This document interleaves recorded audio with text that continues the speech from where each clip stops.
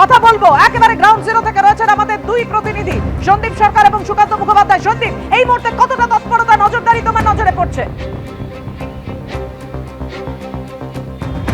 দেখো, তৎপরতা কিন্তু রয়েছে, তৎপরতা একেবারে চূড়ান্ত পর্যায়ে রয়েছে। তার কারণ হচ্ছে যে আশঙ্কা করা গিয়েছিল যে হামলা আসবে, সেই হামলা কোন পথে আসবে সেটা বোঝা যাচ্ছিল না।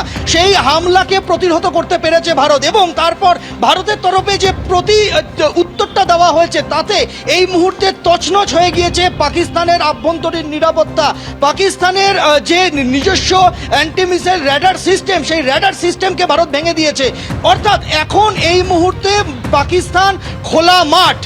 ভারত যদি মনে করে তাহলে যে কোনো সময় হামলা চালাতে পারে আকাশপথে, এবং সেই আকাশপথে হামলাকে ঠেকানো তো পরের কথা, আগে সেই হামলা যে ভারত চালাচ্ছে সেই সম্পর্কে তথ্য পেতেই কিন্তু তাদের কালঘাম ছুটে যাবে।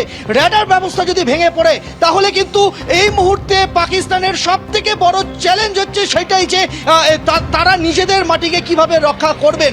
কেননা যে কায়দাতে 15টা জায়গায় তারা হামলা চালিয়েছিলেন, সেটা ভারতের এই অত্যাধুনিক যে র্যাডার সিস্টেম, সেই র্যাডার সিস্টেম শুধু তাকে চিহ্নিত করেনি, তাকে ভেঙে গুড়িয়ে দিয়েছে পাকিস্তানের এই আক্রমণকে। এবং তারপর ভারতের যে পাল্টা জবাব, তাতে কিন্তু দিশেহারা পাকিস্তান। আমি এই মুহূর্তে যেখানে রয়েছি, শ্রীনগরের রাস্তাতেই আমি রয়েছি। আমি তোমাকে দেখাবো যে শ্রীনগরের রাস্তায় এই মুহূর্তে কিন্তু যারা প্রত্যেকটা মোড়ে মোড়ে এখানে সেনাবাহিনী এবং সিআরপিএফ তাদেরকে ডিপ্লয় করা হয়েছে। প্রত্যেকটা জায়গায়, প্রত্যেকটা গুরুত্বপূর্ণ পয়েন্টে, প্রত্যেকটা গুরুত্বপূর্ণ মোড়ে, প্রত্যেকটা গুরুত্বপূর্ণ ইনস্টলেশনের সামনে সেখানে কিন্তু সেনাবাহিনীকে কোথাও সিআরপিএফ, কোথাও বিএসএফ সেখানে মোতায়েন করা হয়েছে। এবং প্রত্যেকটি জায়গাতে যেখানে জনবহুল জায়গা সেখানে এই ব্যবস্থা করা হয়েছে।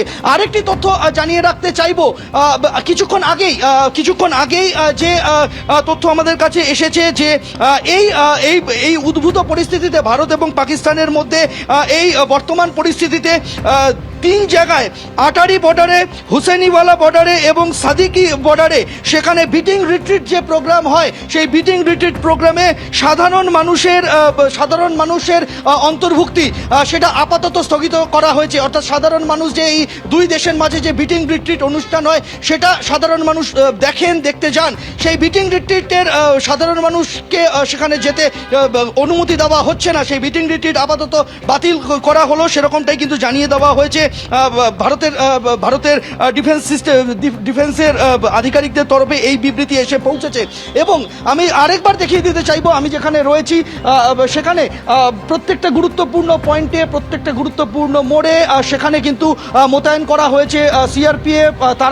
তারা এখানে নিরাপত্তার বিষয়টা দেখছেন। কেননা যেভাবে টার্গেট করা হয়েছে বিভিন্ন দেশের 15টি শহরকে, তার মধ্যে শ্রীনগর রয়েছে, জম্মু রয়েছে, অবন্তিপুরা রয়েছে, গুরুত্বপূর্ণ ইনস্টলেশন, সেনা ছাউনি এবং বিভিন্ন ভারতীয় বায়ুসেনার সেখানে গুরুত্বপূর্ণ এখানে ক্যাম্প রয়েছে। সেখানে ভারতীয় সেনাবাহিনীর গুরুত্বপূর্ণ ইনস্টলেশন রয়েছে একাধিক জায়গায়।